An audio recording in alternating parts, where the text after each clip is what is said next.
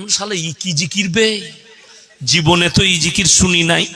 আমি জিজ্ঞেস করছিলাম, আমার মাদ্রাসায় একজন আছেন খুব মানে আমাদের উস্তাদের মতো, তো তিনি জিকির ফিকির করেন রাতের বেলায়। কখনো কখনো যখন আমি ঢুকি তখন দেখি যে রাত্রে উঠে উনি জিকির করছেন মসজিদে। সুবহানাল্লাহ সুবহানাল্লাহ সুবহানাল্লাহ সুবহানাল্লাহ আলহামদুলিল্লাহ লা ইলাহা ইল্লাল্লাহ লা ইলাহা ইল্লাল্লাহ। কিন্তু এইটা তো কোনোদিন শুনে। আজব জিকির। ফেরেশতাগুলো আর বাংলাদেশে থাকবে না, সব পালিয়ে যাবে। বুঝতে পারেননি? যত রকমের কোয়ালিটি দরকার পৃথিবীর সব কোয়ালিটি বাংলাদেশে পাবেন। আমাকে অনেকজন ইনভাইট করছে বাংলাদেশে আসুন। আজকেই একজন আমি দেখাচ্ছিলাম আমার বাবুদিকে, একজন লিখেছে আপনি ইনভাইট লেন 1 লক্ষ টাকা দেবো আপনাকে ইন্ডিয়ান মানিতে। আমি বললাম পা আমি রাখবো না, আর আমি যেদিনে পা রাখবো গোটা বাংলাদেশে আঁকছিলা করে ছিলে আগুন ধরিয়ে দিয়ে চলে আসবো। আমার বয়ান সবারই সহ্য হবে না, ওই জন্য আমি বললাম বাবা আগে হাসিনাকে হারা, তারপরে আমি পা রাখবো। নাহলে আমি যা বলা বলবো হাসিনার আমাকে ভারত আসতে দিবে না, বলবে মালকে জেলে ভর। অন্যায়ের প্রতিবাদ করবো আমি। কষ্ট এক জায়গায় বলি আপনাদিকে, আপনারা খুশি হবেন শুনে। আমি বলে যাচ্ছি সব থেকে মজবুতি ইমান বাংলাদেশের থেকেও আমাদের ভারতের মুসলমানদের। জোরে বলুন সুবহানাল্লাহ। যারা ভাবেন না বাংলাদেশ ইসলামী রাষ্ট্র, তার থেকে বেশি সুরক্ষিত আছে আমরা ভারতের মুসলমান। ভারতের মুসলমান আমরা অন্যায়ের প্রতিবাদ করতে পাই, পাই না? পাই না? অন্যায়ের প্রতিবাদ করতে পাই। প্রধানমন্ত্রী অন্যায় করলে তার বিরুদ্ধে বলার আমাদের ক্ষমতা আছে। আমরা গণতন্ত্র দেশে বাস করছি। আমাদের মুখ্যমন্ত্রী অন্যায় কথা বললে আমরা ছেড়ে কথা বলি না। আমার 6 মাস আগে একটা বক্তব্য বেরিয়েছে আমাদের দেশের একজন মন্ত্রীর বিরুদ্ধে, যেহেতু আমার কাছে মোবাইলে প্রুফ ছিল। পরে দেখলাম তিনি বলছেন যে মুসলমানদের থেকে, মুসলমান হচ্ছে, ইসলাম হচ্ছে অশান্তির ধর্ম, বৌদ্ধ ধর্মটা হচ্ছে শান্তির। এটা শোনার পরে তার বীজ মেরেছিলাম আমি ছাড়িনি। আমি কারো গোলাম নয়, আমি একমাত্র আল্লাহর গোলাম। সবাই আল্লাহর গোলাম হবেন, জোরে বলুন ইনশাআল্লাহ। তো আমরা প্রতিবাদ করতে পাই। আমাকে আজ পর্যন্ত কেউ কথা বলেনি, কিন্তু আপনাকে দেখিয়ে দেবো বাংলাদেশের জলসাগুলোয় বড় বড় আলেম দিকে স্টেজের উপরে এমএলএ এমপিরা তাদের কলার ধরে নামায়, প্রতিবাদ করে, নেতারা এসে মারে। কিন্তু আমি চ্যালেঞ্জ ছুড়ে বলছি, আমি 2 ঘন্টা কথা বলবো, আমাদের দেশের কোন নেতার আর এমএলএর ক্ষমতা হবে না আমার কলার ধরি তার পিঠের চামড়াটা এখানে উঠে যাবে, ঠিক কিনা? সে আর বাড়ি যেতে পারবে না। শুধু তাই নয়, কোন প্রশাসন বাবুরু ক্ষমতা নেই বিনা প্রুফে আমাকে অ্যারেস্ট করবে এবং মজমা শেষ করার আগে অ্যারেস্ট করবে। বাংলাদেশে স্টেজ থেকে ঘাত ধরে নামিয়ে দিয়ে যাওয়া হয় আলেমকে। আমি এটাও বলি আমাদের দেশের পুলিশ বাংলাদেশের মুসলমান পুলিশদের থেকে অনেক ভালো, অনেক ভালো। বলে দিই, আমার একটা 2 বছর আগে ভাষার মিসস্ট্যান্ডিং হয়েছিল বায়ানের মধ্যে। 2 ঘন্টা 3 ঘন্টা কথা বলি, হতেই পারে একটা রং কথা আমার মুখ দিয়ে বেরিয়ে গেছিল, সেটা ইউটিউবে চলে গেছে। তো সিবিআই এর রেডারে গেছে নজরে, আমার কাছে ফোন এসছে, কি বুঝলেন, কলার ধরে নিয়ে। এটা যদি বাংলাদেশ হতো না, আমার কলার ধরে ডেকে নিয়ে যেত। আমার থানার বড়বাবু সম্মানের সঙ্গে ফোন করলে, স্যার আপনি একবার দেখা করুন, থানায় আসুন। তিনার অফিসে ডাকলেন, চা খাওয়ালেন। স্যার আপনার এটা বহুত বড় মিস্টেক হয়েছে ভাষার, এটা কওমের কাছে খারাপ মেসেজ যাবে, ক্ষতি হবে দুটো সমাজেরই। আমি বললাম স্যার এটা বহুত বড় মিস্টেক, আমি ইউটিউবারকে ফোন করলাম, সঙ্গে সঙ্গে ডিলিট করো, এটাকে মিটাও। মিটিয়ে দিয়েছি, কিন্তু সসম্মানে বললে স্যার আপনি চলে যেতে পারেন। কোনো কথা না, এটা বাংলাদেশ। বাংলাদেশের ওই মুসলমান অফিসারগুলো আলেমদের উপরে টর্চার করছে জেলের কুঠরিতে ভরে। হাসিনা নিজে চলে না, হাসিনাকে পরিচালনা করছে কেউ, আমি নাম লুব না তার। হাসিনাকে পরিচালনা করছে একজন বেঈমান নেমো খারাপ। ওই জন্য আমি তার দোষ দেব না, যেহেতু তার দোষের কিছু নেই। হাসিনা নিজে তার শরীরে ইহুদি নাসারাদের রক্ত ছুটছে। আপনারা এটা মনে ভাববেন না, কেউ কি যদি হজের ময়দানে দেখতে পান কোনো বেঈমানকে দিয়ে আপনি মনে করলে নিয়ে মমিন হয়ে গেছে, কখনো ভাববেন না। বুঝতে পেরেছেন না পারেননি আমার কথাটা? কিছুদিন আগে দেখলাম অনেক ছেলেরা শেয়ার করেছে শাহরুখ খান নাকি উমরা করতে গেছে, ফটো ছেড়েছে অনেক ছেলেরা। আমাকে একজন হোয়াটসঅ্যাপে পাঠিয়েছে, তারই ভক্ত বুঝতে পারলাম। পরবর্তীতে সে আমি দুটো কথা বলার কারণে ডিলিট করে দিয়েছি। ফটো পাঠিয়েছে, দেখো তুমি আর বিরুদ্ধে বলো এই মুসলমান নয়, উমরা করতে গেছে। আমি বলবো এর নাম সেলফি হাজি। কি হাজি বললাম? সেলফি হাজি। এখন তো বেশিরভাগ সেলফি হাজি আছে, ভালো হাজি খুব কম। সেলফি হাজি মানে কি? মক্কায় যাচ্ছে আর ফটো তুলছে আর ছাড়ছে। মক্কা কাবা ঘর, আল্লাহর ঘর। শুনেলেন কারি তৈয়ব সাহেব রহমতুল্লাহ আলাই নব্বরাল্লাহু মারকাদা, আল্লাহ তিনার কবরকে নূরে ভরে দেখ, জোরে বলো আল্লাহুম্মা আমিন। তিনি কি বলেছে জানেন?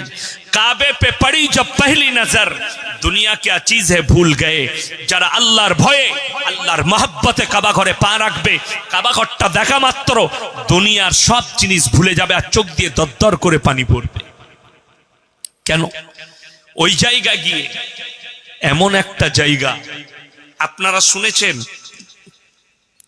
দেওবন্দের কোন উস্তাদ উমরা করতে গেছে, পেপারে কিংবা মোবাইলে দেখেছেন আপনারা? কথা বলে না কেন? দেখেননি? সাহারানপুরের ফুরফুরার কোন হুজুর যাচ্ছে, ফেসবুকে ছেড়েছে যে আমি উমরা করতে যাচ্ছি, যাইনি, ছাড়েনি। কেন? উলামারা তারা যায় না উমরা করতে? সবাই যায়, কিন্তু তারা কিন্তু সেলফি হাজি নয়। উলামারা, হুজুররা কিন্তু সেলফি হাজি নয়, ওই জন্য ফটো ছাড়ে না। আমাদের দেশে দুটো টাকা হয়েছে, দুটো পয়সা করে হজ করতে যাচ্ছে, খালি এয়ারপোর্টে সালামু আলাইকুম, হজ করতে চললাম, দোয়া করবেন। বে তোর হজই হবে না, তুই তো সেলফি হাজি। হজ কাকে বলে শোনো, কেউ জানতে পারবে না। তুমি কাবা ঘরে নামা মাত্র, যখন নামাজ, কাবা ঘর হচ্ছে ইবাদতের জায়গা, 1 রাকাত নামাজ যদি কাবা ঘরে কেউ পড়ে, 1 লাখ রাকাত নামাজ নেকি তার নামায় আমলে দেওয়া হয়। জোরে বলুন সুবহানাল্লাহ। কেউ যদি মদিনায় 1 ওয়াক্তের 1 রাকাত নামাজ পড়ে, তার নামায় আমলে 50,000 রাকাতের নেকি লেখা হয়। আমার ভাই, নবীজি সাল্লাল্লাহু আলাইহি সাল্লামের রওজা মুবারক যারা জিয়ারত করবে আর বলবে আল্লাহ, যখন দরুদ পাঠ করবে, আমার নবীজি বলবেন ওগো আল্লাহ, যারা আমার উপরে দরুদ পাঠ করেছে তুমি তাদের মাগফিরাত করে দাও, তখন তুমি মাসুম হয়ে যাবে। জোরে বলুন সুবহানাল্লাহ। আর তুমি যদি রওজার সামনে গিয়ে জিয়ারত করা বাদ দিয়ে ফটো তুলে, বা ভিডিও কল করেছে বেটাকে, একদম দাঁড়িয়ে আছিস সামনে নবীজির কবরটা, তোর নাম সেলফি হাজি। বড় কষ্ট লাগে না? সেলফি হাজি হবেন না, উমরা করতে যান। আর সব থেকে বড় দোষের কি জানে? কালিকাপুর মাদ্রাসা আপনাদের কাছে, ওখানে এমন এমন শিক্ষক আছে যাদের জুতো সুজা করতে হবে। আমাকে জিজ্ঞেস করবেন, সকালে গিয়ে ইয়াসিন ভাই বলে গেছে আপনারা ফরজ নামাজ আগে পড়েন না নফল আগে পড়েন? কথা বলে না? ফরজ আগে পড়েন, কিন্তু আমাদের দেশের লোক নফল আগে পড়তে চায়। বুঝতে পারেন আমার কথাটা? হজ ফরজ হয়ে গেছে, এজেন্টরা বলছে হজ করার আগে তুমি একবার উমরাটা করে নাও, তুমি বুঝতে পেরে যাবে কিরকম কি ডিজাইন আছে। পটায় সেই এজেন্টটা তো পয়সা কামাবার জন্য করছে, দালাল। সব জায়গায় দালালি ভারতবর্ষে, এই হজেতেও দালালি আছে। রাগ করবেন না, বাস্তব কথা বলছি। 100টা এজেন্ট ঘুরে বেড়াচ্ছে যার টাকাওয়ালাদের পেছনে। ও তুমি উমরা করনি? আমি আছি, আমাকে দাও পাসপোর্ট গুলো, তোমাকে আমি কালকে উমরা করিয়ে দিচ্ছি। বড় কষ্ট লাগে। এবার তাকে জিজ্ঞেস করলি যে তুমি এত টাকার মালিক, তোমার তো হজ ফরজ হয়ে গেছে, তুমি ফরজ হজ করনি, আগে ফরজ হজ করো। আগে ফরজ পড়বে না নফল পড়বে? ই বলছে আগে নফল পড় তারপরে ফরজ পড়বি। তো সেই ঝাঁটা খাবে না? খাবে না। যাদের হজ ফরজ হয়ে গেছে তাদের উমরাই যাওয়া আর শিলিগুড়ি, দার্জিলিং আর দীঘাতে ঘোরা দুটোই সমান। লিখেলেন, কাগজটাকে নোট করুন, কালকে কোনো মুক্তিকে জিজ্ঞেস করবেন। আমি বলে যাচ্ছি, উমরা করতে যাবে, তোমার হজ ফরজ হয়ে দাঁড়িয়ে আছে, আগে ফরজ হজ করো, তারপরে 100 বার উমরা করবে।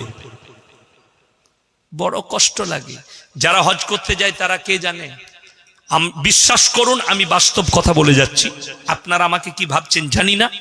আমাকে যদি এখন, আমি ফরজ হজ করিনি, আমি যখনই হজ করতে যাব, আমাকে যদি এখন কেউ জিজ্ঞেস করে হজের সব নিয়মগুলো একটু বলে দেন, আমি বলছি আমি জানি না। বিশ্বাস করুন, আমি একদম সত্য কথা বলছি, আমি জানি না।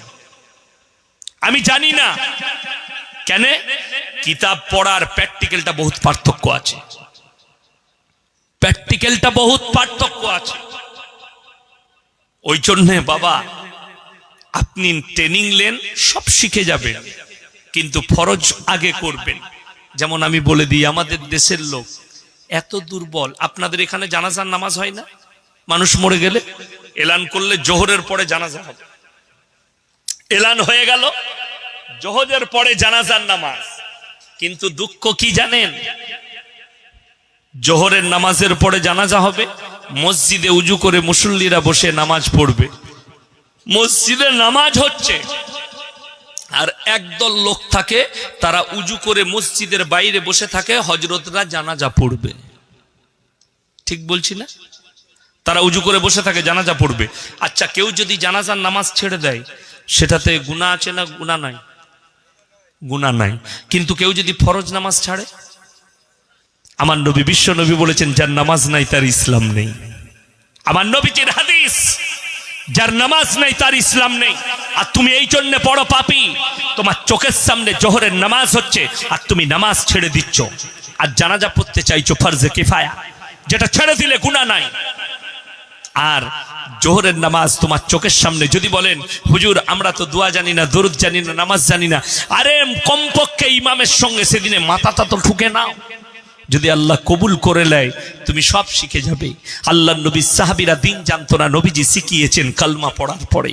আল্লাহর নবী সাহাবীরা নামাজ জানতো না, নবীজি সাল্লাল্লাহু আলাইহি সাল্লাম শিখিয়েছেন।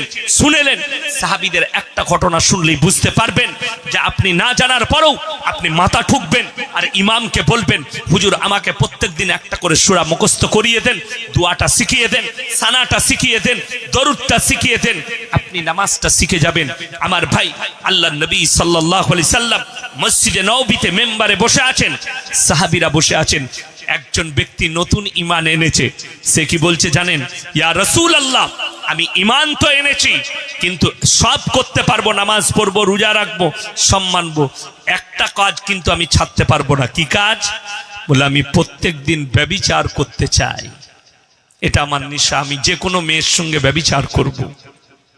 হযরতে উমরে ফারুক রাদিয়াল্লাহু তাআলা আনহু তলোয়ারটা তুলে দাঁড়িয়ে গেছেন, টুকরো টুকরো করে দেবো। ইয়া রাসূলুল্লাহ, হুকুম দেন। নবীজি বললেন, উমর ঠান্ডা হও, ক্ষান্ত হও, বসো। তাকে ডাকলেন, সেই সাহাবীকে, শোনো, হে আমার সাহাবী, তুমি আমার কাছে এসো। পিঠে হাত রেখে নবীজি বললেন, তোমার মায়ের সঙ্গে যদি কেউ ব্যভিচার করে, ইয়া রাসূলুল্লাহ, আমি রক্তের শেষ বিন্দু পর্যন্ত লড়াই করব। তোমার বোনের সঙ্গে যদি কেউ করে, তাকে টুকরো টুকরো করে দেবো। তোমার মেয়ের সঙ্গে যদি কেউ করে, ইয়া রাসূলুল্লাহ, তার গর্দনটা আলাগ করে দেবো। আমার নবীজি বললেন, হে আমার সাহাবী, তুমি যার সঙ্গে ব্যভিচার করবে, সে কারুর মা, কারুর বোন, কারুর বিটি, কারুর স্ত্রী। নবীজিকে বললেন, ইয়া রাসূলুল্লাহ, আমি ইস্তেগফার করলাম, জীবনে আর কোনোদিন এই পাপ করব না। জোরে বলুন সুবহানাল্লাহ। আমার ভাই, আপনি যদি ইরাদা করেন যে আমি নামাজ পড়ব, নামাজ এমন একটা ইবাদত, কোরআনে আছে, ইন্নাস সালাতা তানহা আনিল ফাহশাই ওয়াল মুনকার, নিশ্চয়ই নামাজ এমন একটা ইবাদত, মানুষ যখন নামাজ পড়তে লাগে, ভালো কাজের দিকে টেনে নিয়ে যায়, খারাপ কাজ থেকে বিরত করে। জোরে বলুন সুবহানাল্লাহ। আপনি তো নামাজটা পড়ুন, কিন্তু কষ্ট লাগে। আমাদের দেশের ছেলেরা এমনি নামাজ পড়ে না, বিয়ে করতে এসছে, গ্রামে গাড়ি ঢুকেছে, বলছে মসজিদটা কোথা গো? কি করবি বে? বললে নামাজ পড়বো। লোকরা বললে কি পরেশগার জামাইবে? 2 রাকাত নামাজ পড়লো মসজিদে ঢুকে, বিয়ের প্যান্ডেলে চলে গেল, পাড়ায় আউট হয়ে গেল। দারুণ পরেশগার নামাজ, 2 রাকাত নফল নামাজ পড়লো, এত দিনদার। তারপরে যখন জোহরের নামাজ হচ্ছে, ইহারামখোর গাছতলায় সিগারেট টানছে, বলে হবে আর নামাজ পড়বি না? না, 2 রাকাত পড়লাম তো, আবার কি, আর হয়ে গেছে, যা। আপনি বলুন, ওই নফলটা নিয়ে কি করবেন? ঠিক না? বাস্তব কথা বলে যাচ্ছি। আমাদের দেশে আপনি দেখতে পাবেন, শবে বারাত কার জন্যে? যারা 365 দিন 5 ওয়াক্তের নামাজ পড়ে তার জন্য শবে বারাত, তার জন্য শবে কদর।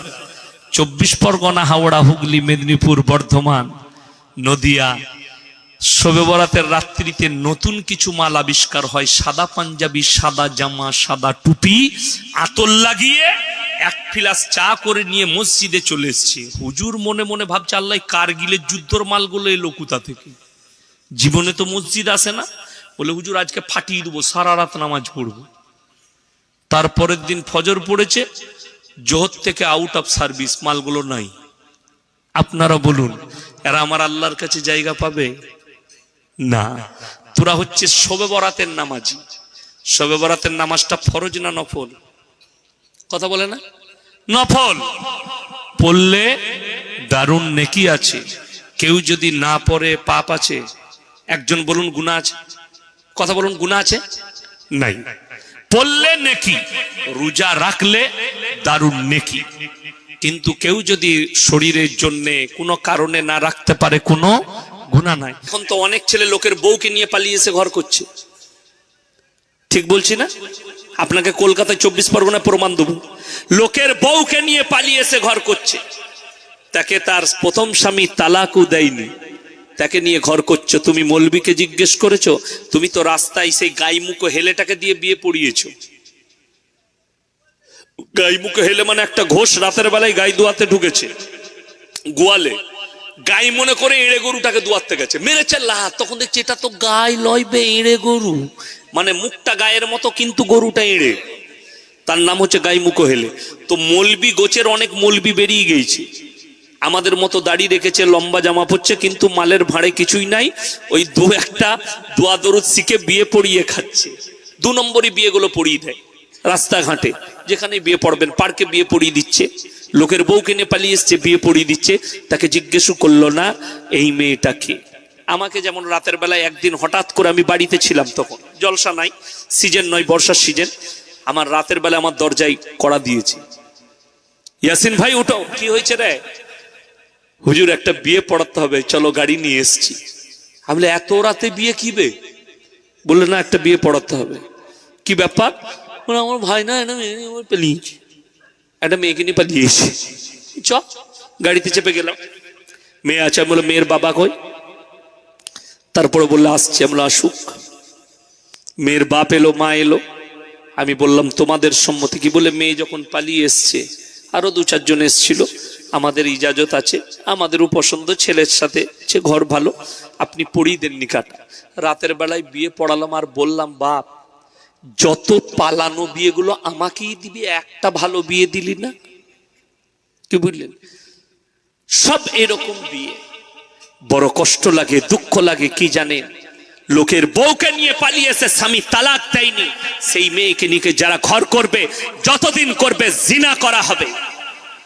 একটা নিষিদ্ধ পল্লীর মেয়ের সঙ্গে শুলে যে গুনাহ, ওই মেয়েটার সঙ্গে শুলে সেই পাপ হবে। যে সন্তান হবে, ওটা হারাম সন্তান হবে, অবৈধ সন্তান। সমাজ বুঝে না। সমাজ মনে করে এই মৌলবীদের কাছে লুকিয়ে, আবে আল্লাহর কাছে কি করে লুকাবি? ওটা ভেবেছিস? মরণের পরে আল্লাহর কাছে কি জবাব দিবি? ওই কথাটা ভেবেছিস? তো কবরে যাওয়ার পরে তোর কি হবে ভেবেছিস?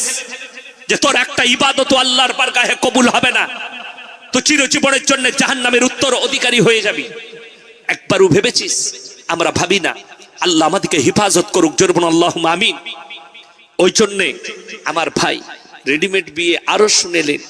কালকে আমি ছিলাম মালদা ডিস্ট্রিক্টে, বাখরপুর বলে একটা গ্রামে। প্রচুর শ্রোতা, কয়েক হাজার শ্রোতা। সেখানে স্টেজে বিবাহ হলো, গণবিবাহ। আমি ছিলাম। আমি স্টেজে গিয়ে বসলাম, বিয়ে চলছে। উকিল বলছে 80,000 টাকা দেল মোহরের পরিবর্তে নগদ 200 টাকা তোমার সহিত বিয়ে দিলাম।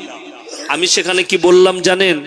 জলসা শুরু করে যে 200 টাকায় বউ পাওয়া গেলে আমার পকেটে 1000 টাকা আছে, আমি মিনিমাম 4টা যখন যায় যাচ্ছে, আমি 4টা বিয়ে করব 200 করে। 4 দুগুণে 800 টাকা লাগবে, আর 200 টাকা গাড়ি ভাড়া।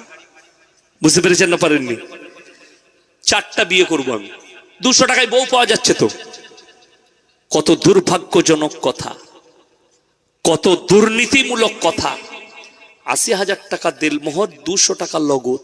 হ্যাঁ, পকেটে পয়সা নাই তা বৌলিতে এলি কি করে? ভিক্ষা করগা। শুনেলেন হাদিস, আল্লাহ নবী সাল্লাল্লাহু, সকলে বলুন সাল্লাল্লাহু আলাইহি ওয়াসাল্লামের কাছে প্রস্তাব নিয়ে গেছে। কে জানেন বিবাহের? কে? হযরতে উসমানে গনি রাদিয়াল্লাহু তাআলা আনহু। ইয়া রাসূলুল্লাহ, আমি ফাতেমাকে বিবাহ করতে চাই। নবীজি উত্তর দিলেন, হে উসমানে গনি, তুমি ফাতেমার থেকেও ভালো বিবি পাবে, ফাতেমা তোমার থেকেও ভালো স্বামী পাবে। জোরে বলুন সুবহানাল্লাহ। নবীজি উত্তর দিলেন। আর হযরতে আলী রাদিয়াল্লাহু তাআলা আনহুকে ডেকে বললেন, আলী, তোমার সঙ্গে ফাতেমার বিবাহ দেয়া হবে, যাও তুমি দেলমোহর নিয়ে এসো। হযরতে আলীর কাছে ১ টাকাও ছিল না দেলমোহরের। কি করলেন? দেলমোহরের জন্য নিজের যুদ্ধের জামাটা নিয়ে বাজারে গেলেন বিক্রি করতে। জোরে বলুন সুবহানাল্লাহ। বিক্রি করতে এসছে। হযরতে উসমানে গনি রাদিয়াল্লাহু তাআলা আনহু দেখে বুঝতে পারলেন, ও হো, মনে হচ্ছে জানো আলীর কাছে দেলমোহরের পয়সা নাই। ও ভাই আলী, কাবার কি ব্যাপার? তুমি জামাটা বিক্রি করবে? জি। আমাকে দাও। কিনলেন। কত দাম? 10 দিরহাম। কিনে নিলেন, পয়সা মিটিয়ে দিলেন। হযরতে উসমানে গনিকে আল্লাহ রাদিয়াল্লাহু তাআলা আনহুকে আল্লাহ মাল দিয়েছিলেন। জোরে বলুন সুবহানাল্লাহ। কিন্তু দিলও দিয়েছিলেন, মারাত্মক দিল। উসমানে গনির কাছে বিক্রি করার পরে যখন কয়েক কদম চলে গেছেন, তখন এলা হাঁক দিলেন, হে আলী, এখানে এসো ভাই। ফিরে এলেন। কি ব্যাপার? বলে, তুমি তোমার জামা বিক্রি করেছো? করে দিয়েছি ভাই। টাকা পেয়েছো? জি। বললে, আমি এই জামাটা তোমাকে উপহার দিলাম, হাদিয়া করলাম। চলে বলুন সুবহানাল্লাহ। হযরতে আলী বললেন, হে উসমানে গনি, তুমি আমাকে হাদিয়া করলে।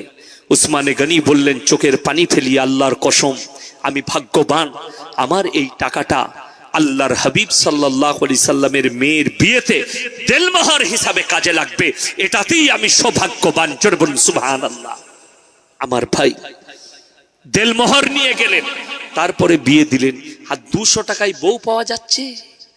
ইসলামে এতটা নিচে নেমে গেল, ইসলাম এতটা ছোট হয়ে গেল।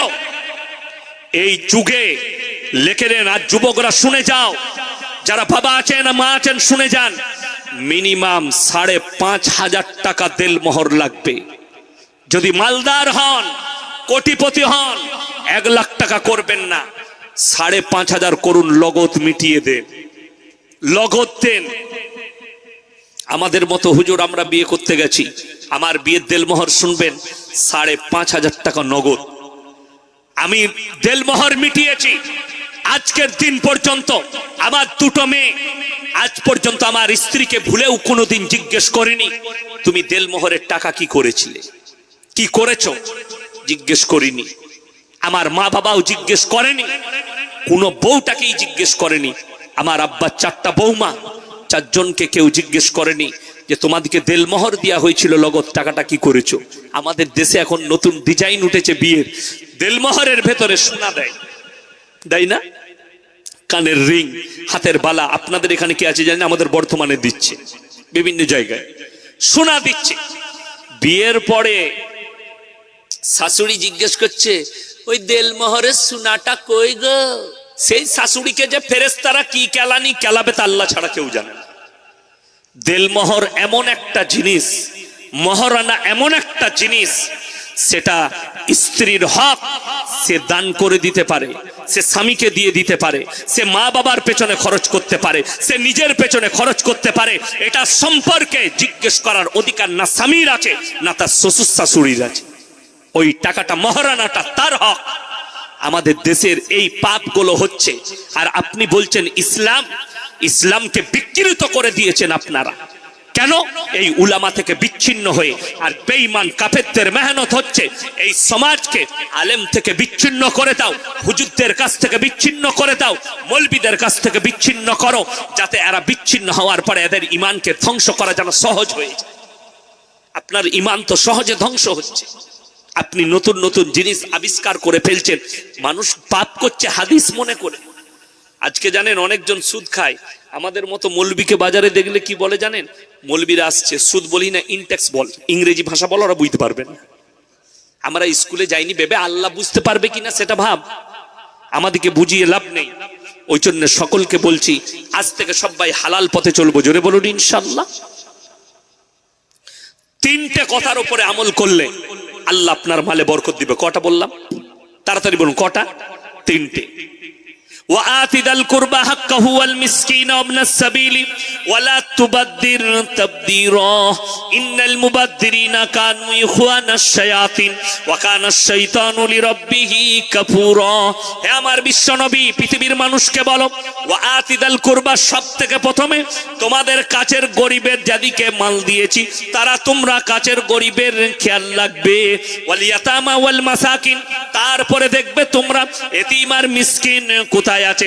অবনাস সাবিলি ওয়ালা তুবাদ্দির তাবদীরা, তারপরে তোমরা খোঁজ নাও তোমার গ্রামে তোমার কাছেতে মুসাফির এলে তাদের সঙ্গে এই তিনজনের সঙ্গে তোমরা ভালো ব্যবহার করবে। আমার আল্লাহ রাব্বুল আলামিন এই তিনজনের যারা খেয়াল রাখবে আল্লাহ তাদের মালেতে কারবারে আল্লাহ বরকত দেবে। জোরে বলুন সুবহানাল্লাহ। আজকের এই মজলিসে সব থেকে বড় মুসাফির কে বাবা? কথা বলে না? আমি। আজকে আপনি ভাবতে পারেন মুসলমান আমাদের দেশের জানি না, কিন্তু আমাদের দেশেও আছে, পার্শ্ববর্তী দেশ বাংলাদেশ, বিশ্বকাপ জিতেছে আর্জেন্টিনা, ইহুদিদের দেশ। জানেন আপনারা আমাদের কলকাতায় 24 পরগনায় কত মেসির সাপোর্টার আছে? মেসিকে কার ভালো লাগে? হাত তুলেন তো। কেউ হাত তুলবে না, ও তো আমি জানি ও গুড়ে বালি, তাই না? একজনও হাত তুলবে না, কিন্তু জানে আমি মেসিকে ভালোবাসি। যারা ভালোবাসো তারা শুনে নাও, মেসির শরীরে একটা টাট্টু করা আছে, দেখেছেন? কথা বলে টাট্টু নাই? ওই টাট্টুটা ভালো করে নজর করবে, জুম করে, ওটা হচ্ছে দাজ্জালের নিশানা। এক চোখ অন্ধ টাট্টু। ওরা দাজ্জালের প্রচার শুরু করেছে। শুধু তাই নয়, নেইমারের শরীরেও ওই টাট্টুই করা আছে। এটা ইহুদিদের একটা প্রচার এজেন্ডা শুরু হয়েছে। দাজ্জালের প্রচার শুরু করে দাও টাট্টু একে। তাকে আপনি আপনার আইকন ভাবছেন। চোখের পানি পড়ে, আমাদের অন্তর কাঁদে যে আমাদের মতো মৌলবীদের পেছনে দাঁড়িয়ে নামাজ পড়ে অথচ আমাদের বিরোধিতা করে। হারামখোর। আল্লাহর কসম করে বলছি, কিয়ামতের দিনে ওই নেমক হারামের পাশে দাঁড়িয়ে তোমার কিয়ামত হবে। অত সোজা নয়। তুমি নেইমারকে ভালোবাসবে আর আমার মতো হুজুরের কাছে দোয়া নিবে, ঝাঁটা জুতো খাবে, আল্লাহর কসম করে বলছি। অত সোজা নয়। এই বাংলাদেশের কত হারামখোর আছে, বলছে জায়গা বিক্রি করে 10 লাখ টাকায় একটা আর্জেন্টিনার ঝান্ডা কিনেছে। 400 কিলোমিটার ঝান্ডা 10 লাখ টাকায় কিনেছে জায়গা বিক্রি করে। আর আমি চ্যালেঞ্জ ছুড়ে বলছি, এ 100% বেঈমান কাফের এবং এর জন্য জাহান্নাম আল্লাহ রেডি করে দিয়েছে। আজ থেকে 1400 বছর আগে আল্লাহর হাবিব সাল্লাল্লাহু আলাইহি সাল্লাম যে রূপ ছিল সেই রূপ ধারণ করলো এই উলামারা। এদের চেহারা আপনাকে ভালো লাগেনি? এদের টুপিটা ভালো লাগলো না? এদের দাড়িটা ভালো লাগলো না? এদের পাঞ্জাবিটা ভালো লাগলো না? এদের নামাজটা ভালো লাগলো না? ভালো যদি লাগলো, ওই বেঈমান কাফেরদের মদের ফোয়ারা ছোড়াটা ভালো লাগলো? আপনি জানেন কাতার বিশ্বকাপ নজির গড়েছে। আরে লক্ষ্য করো, ওই বাচ্চা ছেলে যার পা দুটো নেই, তার কোরআনের তেলাওয়াত দিয়ে কাতারের বিশ্বকাপ উদ্বোধন হয়েছে। এমনকি ফাইনালের দিনে যেখানে মদ উড়ানো হয় ওটা উড়াতে দেয়নি, নজির করে দিয়েছে। তারা দেখিয়েছে যে পয়সা ইনকাম ছাড়া, অশ্লীল কাজ ছাড়া কিভাবে পয়সা খরচ করে একটা খেলা পরিচালনা করতে হয়। জোরে বলুন সুবহানাল্লাহ। ইসলাম এটা পারে, এটা দেখিয়েছে। এটা দেখানোর জন্য কাতার বিশ্বকাপ করিয়েছে যে শোনো, যারা ভাবছে যে খেলাতে একটু মজ মস্তি হবে, খেলাতে একটু বিনোদন হবে, বিনোদন হতে পারে, মনের খুশি হবে, চেহারার খুশি হবে, কখনো নোংরামির খুশি ইসলাম পছন্দ করেন, কখনো মদের ফোয়ারা ইসলাম পছন্দ করেন। আজকে বহু বেঈমান কাফেররা যেতে পায়নি, ওই জন্য এজেন্ডা চালাচ্ছে কাতারের বিরুদ্ধে।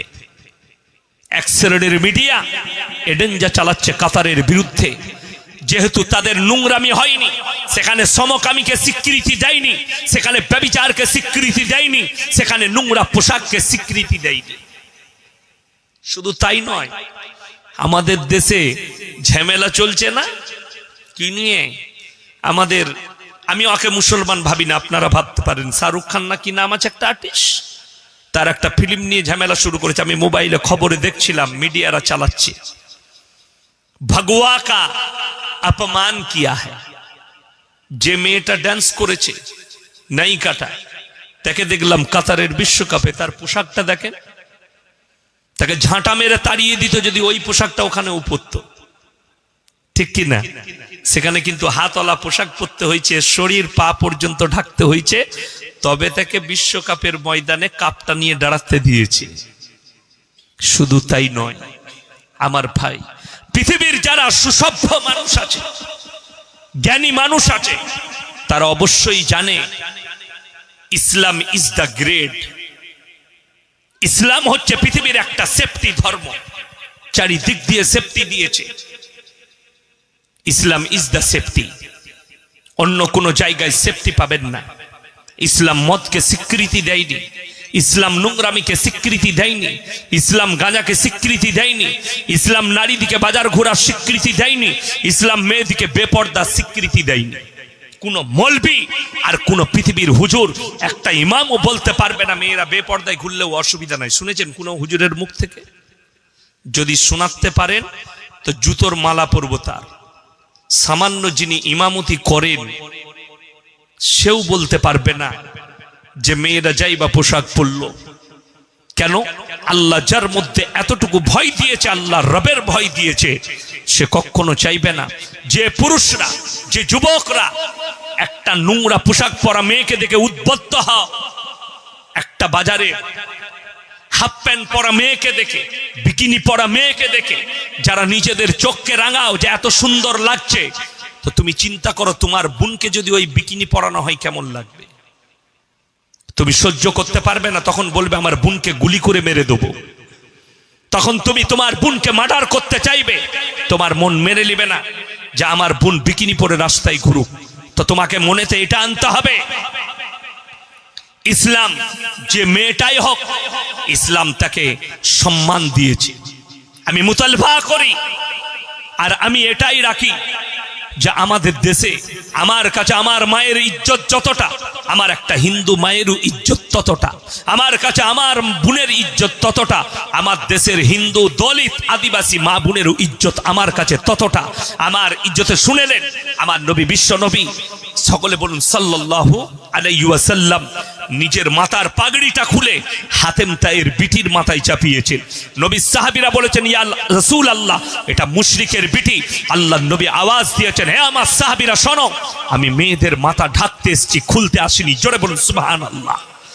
আমি কার মেয়ে জানি না, আমি মেয়েদের মাথা ঢাকতে এসেছি, আমি মেয়েদের মাথা খুলতে আসিনি, ইজ্জত খুলতে আসিনি, আমি ঢাকতে এসেছি। আমাকে আল্লাহ এই জন্য নারীদিকে ইজ্জত দেবার জন্য পাঠিয়েছে। ওই জন্য আমরা চাই আমাদের দেশের আশ্রমে যে মেয়েগুলোকে ধর্ষণ করা হচ্ছে, ওই মাগুলো যেন সুরক্ষিত হয়। আজকে কষ্ট কোথায় জানেন? বুকটা ফেটে যায় যখন খবর দেখি আর পড়ি। গাড়িতে যেতে যেতে জলসা শেষ করার পরে গাড়িতে ঘুম আসে না। আপনারা মনে করেন এই মৌলবীরা জলসা করছে, এই মৌলবীরা মাদ্রাসায় পড়াচ্ছে, আর আপনাদের দান খয়রাতের টাকায় খাওয়া দাওয়া করে আমরা খালি নাক ফুলিয়ে ঘুমোই, চোখের পানি পড়ে, আপনাদের জন্য ঘুম আসে না। হায় হায় আমার কওমের কি হবে যখন দেখি সুপ্রিম কোর্টে হিজাব নিয়ে যুদ্ধ চলছে, সুপ্রিম কোর্টে কেস লড়তে হচ্ছে, অথচ সেই ভারতবর্ষে এই কলকাতার এয়ারপোর্ট আপনার চোখের সামনে, নেতাজি সুভাষচন্দ্র বসু ইন্টারন্যাশনাল এয়ারপোর্ট। আমি প্রায় হায়দ্রাবাদ কিছুদিন আগে গিয়েছিলাম প্রোগ্রামে, এয়ারপোর্টে চেপে গেছি। বোম্বাইয়ের এয়ারপোর্ট, হায়দ্রাবাদের ইন্টারন্যাশনাল এয়ারপোর্ট, দিল্লির এয়ারপোর্টে যদি যান, আমাদের দেশের এক শ্রেণীর নায়িকারা তারা উলঙ্গ পোশাক পরে প্রবেশ করে, তাদেরকে সুপ্রিম কোর্টে কেস লড়তে হয় না। তার মানে আমাদের দেশে কোনো মেয়ে যদি ন্যাংটো ঘুরে বেড়ায় তাকে কেস লড়তে হবে না, অথচ কোনো মেয়ে যদি নিজের শরীরকে ইজ্জতকে ঢাকে তাকে সুপ্রিম কোর্টে কেস লড়তে হবে। ওই জন্যই তো সেলুকাস বলেছিল কি বিচিত্র এ দেশ। পালিয়ে যায়নি সেলুকাস, এই হারামখোর দিকে দেখেই পালিয়েছিল যে কি বিচিত্র এ দেশ, যে দেশের মানুষের ব্রেনের ঠিক নাই, কখন কি বলে জানে না, কখন কি করে জানে না। তা না হলে কখনো আমাদের সুসম্পর্ক, আজকে দেখলেন কিয়ামতের আলামত গুলো বলে দিই, বাংলাদেশে খোঁজ পাবেন, বাংলাদেশে পাবেন আপনি। জিকিরের ডিজাইন বেরিয়েছে না বের হয়নি? কথা বলুন। জিকিরের ডিজাইন বেরিয়েছে, নামাজের ডিজাইন বেরিয়েছে, সবকিছুর ডিজাইন বেরিয়েছে। আমি খালি চিন্তা করি, আল্লাহ আমাদের দেশের হুজুররা তো কোনোদিন, আমার বাপ এত বুজুর্গ মানুষ, আমার বড় ভাইজান জানে, আমার আব্বা জান, যে সে লোকের খলিফা নয়, বড় মুফতি সাহেব মাহমুদুল হাসান সাহেব রহমতুল্লাহ আলাই, তিনার যোগ্য খলিফা হযরত মাওলানা মুফতি ইউসুফ সাহেব তাউলি দারুল দেওবন্দের সিনিয়র হাদিসের উস্তাদ, তিনার খলিফা। আমি আমার বাপকে কোনোদিন ওইরকম জিকির করতে দেখিনি, কিন্তু বাংলাদেশে আমি মোবাইলে দেখতে পাই স্টেজে এরকম যেমন এনারা বসে আছেন, আমি জিকির করছি আর তার সঙ্গে সঙ্গে কি বুঝলেন, ওরাও দুলাচ্ছে।